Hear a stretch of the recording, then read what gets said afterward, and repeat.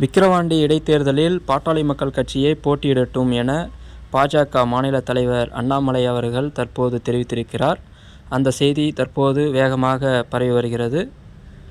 தேசிய ஜனநாயக கூட்டணி சார்பாக ஒட்டுமொத்த கட்சிகளும் பாட்டாளி மக்கள் கட்சிக்கு முழு ஆதரவு தெரிவித்து முழுமையாக களத்தில் இறங்கி வாக்குகளை சேகரிக்க வேண்டும் என அறைகூவல் விடுத்திருக்கிறார் கூட்டணி கட்சி தலைவர்களுக்கு.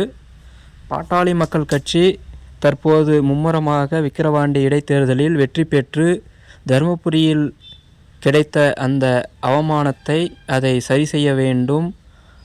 விக்கிரவாண்டியில் அதிமுகவை பின்னுக்கு தள்ளி திமுகவை சவாலாக எதிர்கொண்டு வெற்றி பெற வேண்டும் என பாட்டாளி மக்கள் கட்சியினர் விரும்புகின்றனர்.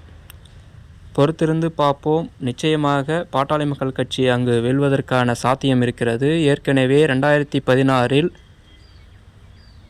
54,000 வாக்குகளுக்கு மேல் பெற்று 2ஆம் இடத்திற்கு வந்தனர்.